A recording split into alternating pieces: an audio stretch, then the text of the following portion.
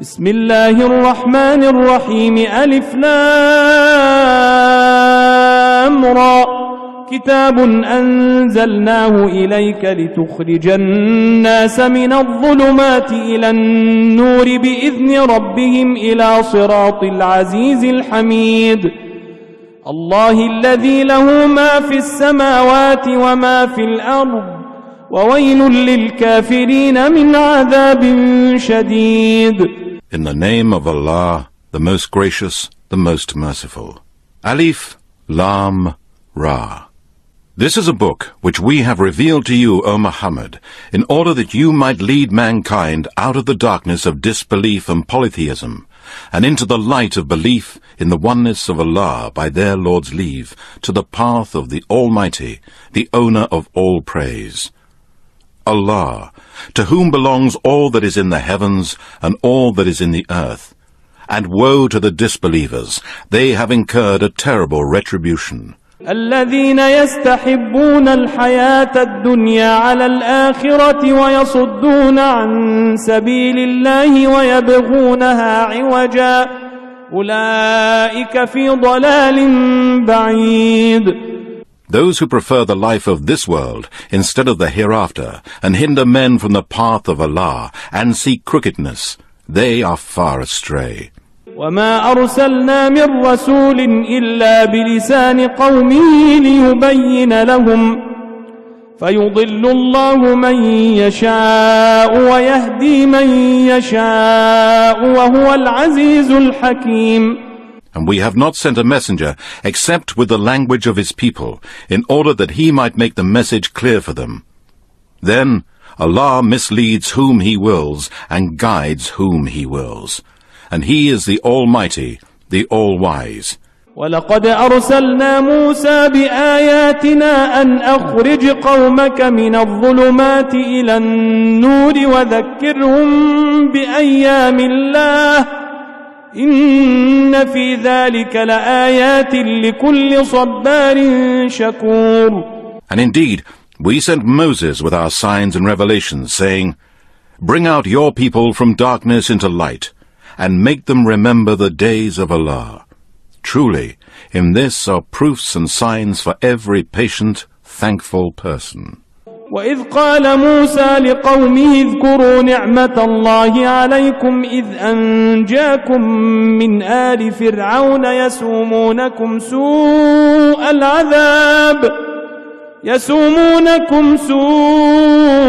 العذاب ويذبحون أبناءكم ويستحيون نساءكم وفي ذلكم بلاء من ربكم عظيم. And remember when Moses said to his people, Call to mind Allah's favor to you, when he delivered you from Pharaoh's people, who were afflicting you with horrible torment, and were slaughtering your sons and letting your daughters live, and in it was a tremendous trial from your Lord. وَإِذْ تَأَذَّنَ رَبُّكُمْ لَئِن شَكَرْتُمْ لَأَزِيدَنَّكُمْ وَلَئِن كَفَرْتُمْ إِنَّ عَذَابِي لَشَدِيدٌ. وقال موسى إن تكفروا أنتم ومن في الأرض جميعا فإن الله لغني حميد. And remember when your Lord proclaimed, If you give thanks by accepting faith and worshipping none but me, Allah, I will give you more of my blessings. But if you are thankless as disbelievers, indeed, my punishment is indeed severe.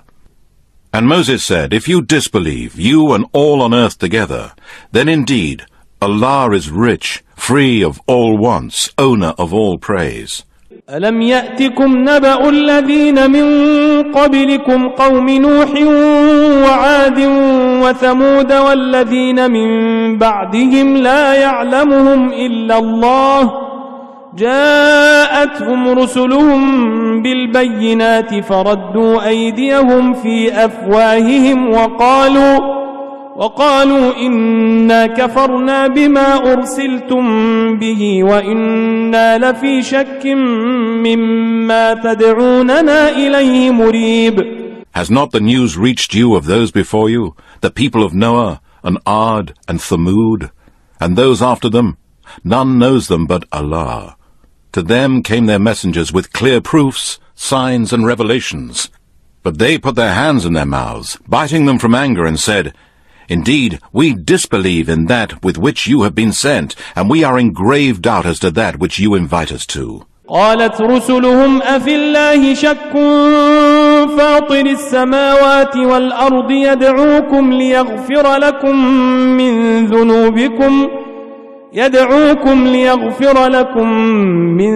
ذنوبكم ويؤخركم إلى أجل مسمى قالوا إن أنتم إلا بشر مثلنا تريدون أن تصدونا عما كان يعبد آباؤنا فأتونا بسلطان مبين. Their messengers said, What? Can there be any doubt about Allah, the creator of the heavens and the earth? He calls you to believe in none but Him, and to be obedient to Him, that He may forgive you of your sins, and give you respite for an appointed term. They said, You are no more than human beings like us. You wish to turn us away from what our fathers used to worship. Then bring us a clear proof of what you say.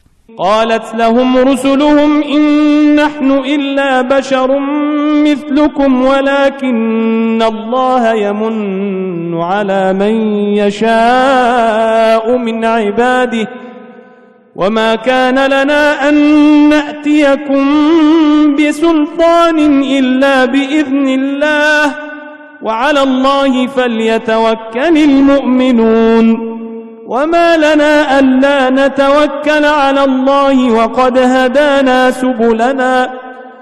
هدانا سبلنا ولنصبرن على ما آذيتمونا وعلى الله فليتوكل المتوكلون. Their messengers said to them, We are no more than human beings like you, but Allah bestows His grace on whom He wills of His slaves. It is not ours to bring you a proof except by the permission of Allah. And in Allah alone let the believers put their trust. And why should we not put our trust in Allah, while He indeed has guided us to our way? And we shall certainly bear with patience all the hurt you may cause us, and in Allah alone let those who trust put their trust. وقال الذين كفروا لرسلهم لنخرجنكم من أرضنا أو لتعودن في ملتنا فأوحى إليهم ربهم لنهلكن الظالمين ولنسكننكم الأرض من بعدهم ذلك لمن خاف مقامي وخاف وعيد. And those who disbelieved said to their messengers, Surely we shall drive you out of our land, or you shall return to our religion. So their Lord inspired them. Truly, we shall destroy the polytheists, disbelievers and wrongdoers. And indeed, we shall make you dwell in the land after them. This is for him who fears standing before me on the day of resurrection, fears my punishment, and also fears my threat. واستفتحوا وخاب كل جبار عنيد من ورائه جهنم ويسقى من ماء صديد يتجرعه ولا يكاد يسيغه ويأتيه الموت من كل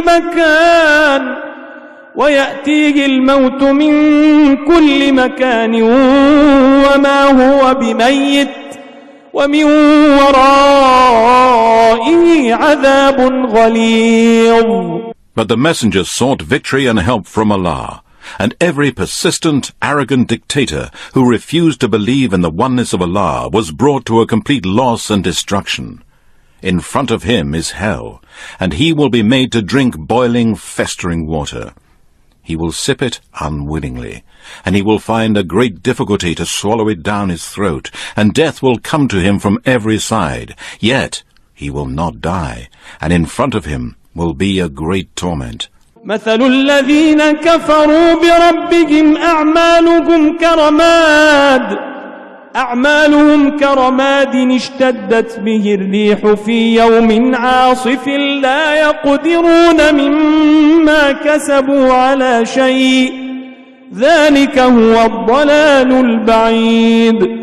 The parable of those who disbelieve in their Lord is that their works are as ashes, on which the wind blows violently on a stormy day. They shall not be able to get anything of what they have earned. Such is the farthest straying.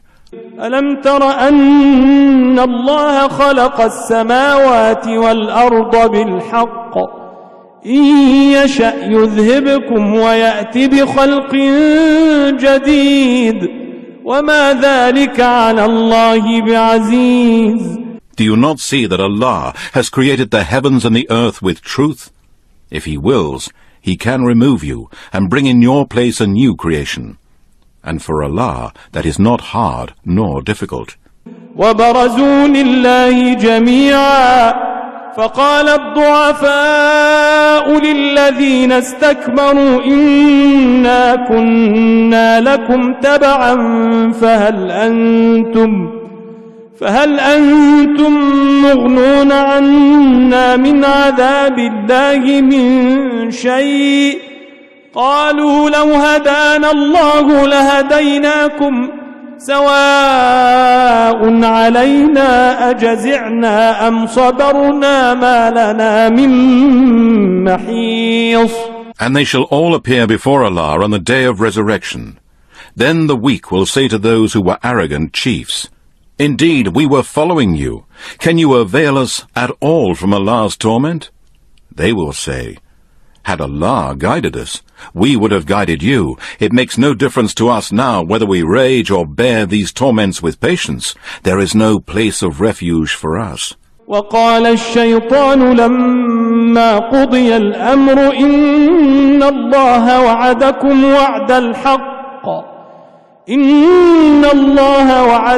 وعد الحق ووعدتكم فأخلفتكم وما كان لي عليكم من سلطان إلا أن دعوتكم فاستجبتم لي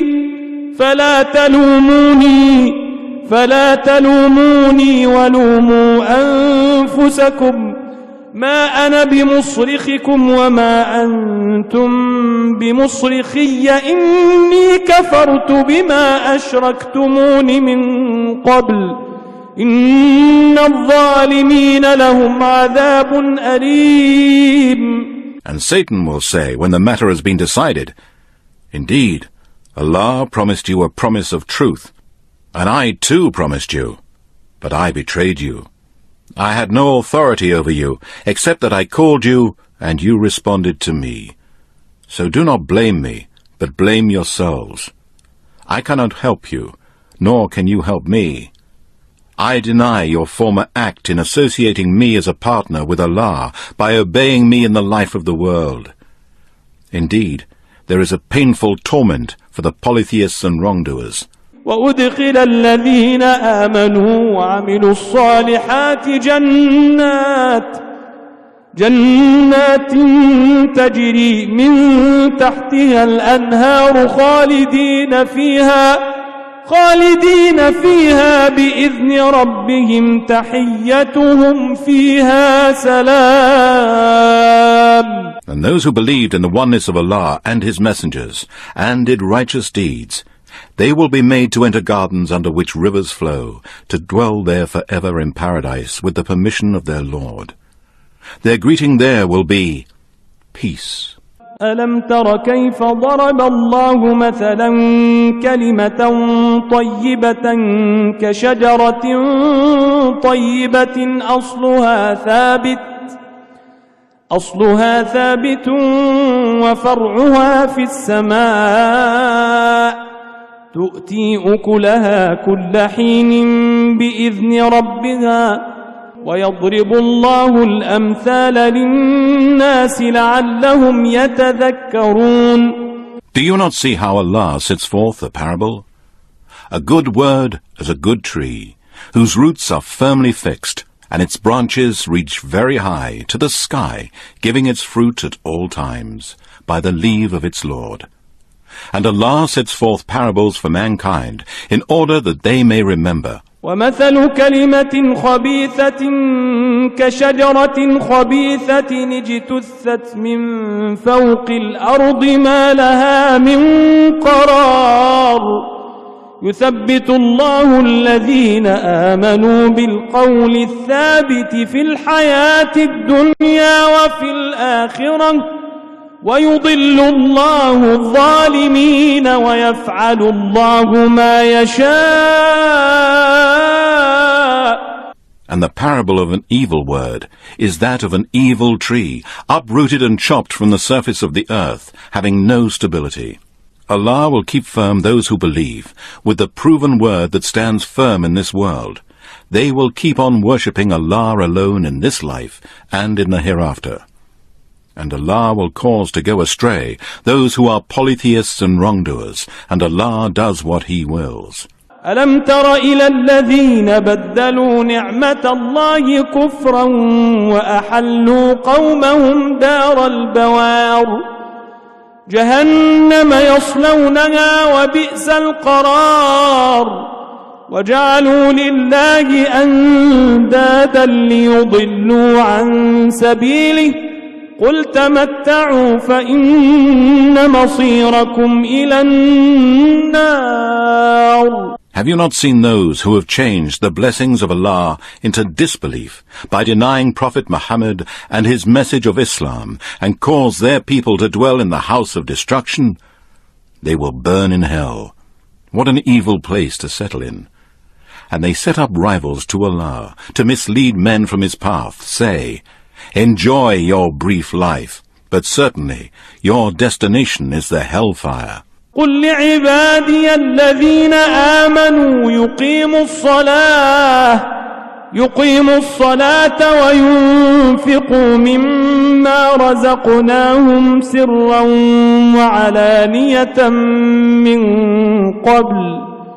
من قبل أن يأتي يوم لا بيع فيه ولا خلال. Say, O Muhammad, to my slaves who have believed, that they should establish prayer and spend in charity out of the sustenance we have given them secretly and openly, before the coming of a day on which there will be neither mutual bargaining nor befriending. الله الذي خلق السماوات والأرض وأنزل من السماء ماء فأخرج به من الثمرات رزقا لكم وسخر لكم الفلك لتجري في البحر بأمره وسخر لكم الأنهار. Allah is He who has created the heavens and the earth, and sends down rain from the sky, and thereby brings forth fruits as provision for you. And He has committed the ships to serve you, sailing through the sea by His command, and He has also made rivers to serve you. وَسَخَّرَ لَكُمُ الشَّمْسَ وَالْقَمَرَ دَائِبَيْنِ وَسَخَّرَ لَكُمُ اللَّيْلَ وَالنَّهَارَ وآتاكم من كل ما سألتموه وإن تعدوا نعمة الله لا تحصوها إن الإنسان لظلوم كفار. And He has made the sun and the moon, both constantly pursuing their courses to serve you. And He has made the night and the day to serve you. And He gave you all of that you asked for. And if you count the blessings of Allah, never will you be able to count them. Indeed, man is certainly an extreme wrongdoer, a disbeliever in that he denies Allah's blessings by disbelieving in Him, and by worshipping others besides Allah, and by disobeying Allah and His Prophet Muhammad. وَإِذْ قَالَ إِبْرَاهِيمُ رَبِّ اجْعَلْ هَذَا الْبَلَدَ آمِنًا وَاجْنُبْنِي وَبَنِيَّ أَن نَّعْبُدَ الْأَصْنَامَ رَبِّ إِنَّهُنَّ أَضْلَلْنَ كَثِيرًا مِّنَ النَّاسِ فَمَن تَبِعَنِي فَإِنَّهُ مِنِّي وَمَنْ عَصَانِي فَإِنَّكَ غَفُورٌ رَّحِيمٌ. And remember when Abraham said, O my Lord, make this city Mecca one of peace and security, and keep my sons and I away from worshipping idols. O my Lord, they have indeed led astray many among mankind, but whosoever follows me, he indeed is of me, and whosoever disobeys me, still you are indeed oft-forgiving, most merciful.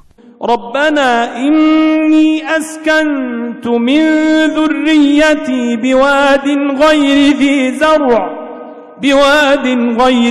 زرع عند بيتك المحرم ربنا ليقيموا الصلاة فاجعل أفئدة من الناس تهوي إليهم وارزقهم من الثمرات لعلهم يشكرون.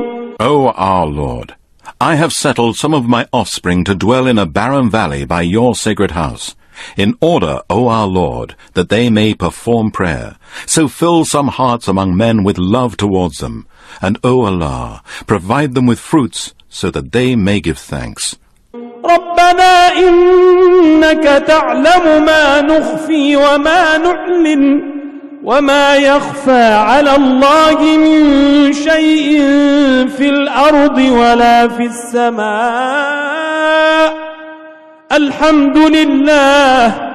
الحمد لله الذي وهب لي على الكبر إسماعيل وإسحاق إن ربي لسميع الدعاء. O our Lord, certainly you know what we conceal and what we reveal. Nothing on the earth or in the heaven is hidden from Allah. All the praises and thanks be to Allah, who has given me in old age Ishmael and Isaac. Indeed, my Lord is undeniably the all-hearer of prayers. رب اجعلني مقيم الصلاة ومن ذريتي ربنا وتقبل دعاء ربنا اغفر لي ولوالدي وللمؤمنين يوم يقوم الحساب. O my Lord, make me one who performs prayer, and also those from my offspring, and accept my prayers. Our Lord, forgive my parents and I, and all the believers on the day when the reckoning will be established. ولا تحسبن الله غافلا عما يعمل الظالمون إنما يؤخرهم ليوم تشخص فيه الأبصار مهطعين مقنعي رؤوسهم لا يرتد إليهم طرفهم وأفئدتهم هواء. Do not consider that Allah is unaware of that which the polytheists and wrongdoers do, but He gives them respite up to a day when the eyes will stare in horror. They will be hastening forward from their graves with necks outstretched, their heads raised up towards the sky, their gaze unblinking and their hearts empty through extreme fear. وانذر الناس يوم يأتيهم العذاب فيقول الذين ظلموا ربنا أخرنا إلى أجل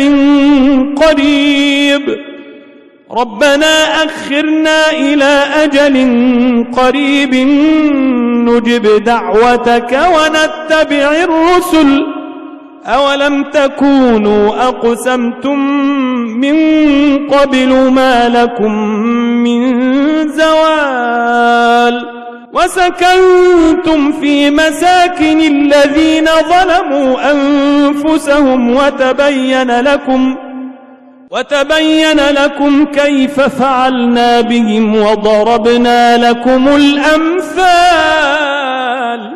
And warn mankind, O Muhammad, of the day when the torment will come to them. Then the wrongdoers will say, Our Lord, respite us for a little while. We will answer your call and follow the messengers. It will be said, Had you not sworn before that, you would not leave the world for the hereafter. and you dwelt in the dwellings of men who wronged themselves, and it was clear to you how we had dealt with them, and we put forth many parables for you. وقد مكروا مكرهم وعند الله مكرهم وإن كان مكرهم لتزول منه الجبال فلا تحسبن الله مخلف وعده رسله إن الله عزيز ذو انتقام. Indeed, they planned their plot, and their plot was with Allah. Though their plot was a great one, still it would never be able to remove the mountains from their places. So do not think that Allah will fail to keep His promise to His messengers. Certainly, Allah is Almighty, all able of retribution. يوم تبدل الأرض غير الأرض والسماوات وبرزوا لله الواحد القهار وترى المجرمين يومئذ مقرنين في الأصفاد سرابيلهم من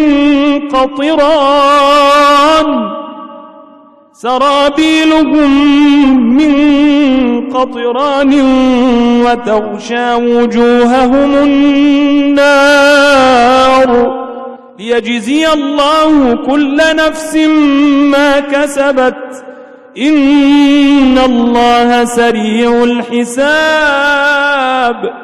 On the day when the earth will be changed for another earth, and so will be the heavens, and all creatures will appear before Allah, the One, the Irresistible.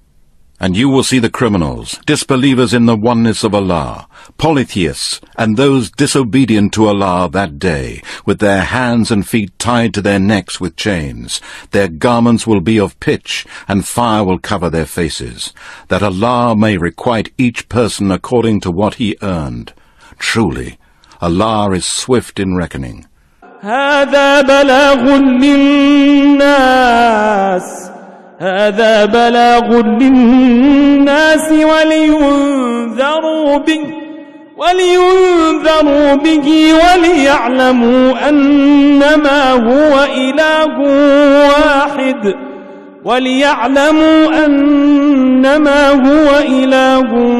واحد وليذكر أولو الألباب. This Quran is a message for mankind, and a clear proof against them, in order that they may be warned with it, and that they may know that He is the one and only God, Allah. None has the right to be worshipped but Allah, and that men of understanding may take heed. صدق الله العلي العظيم.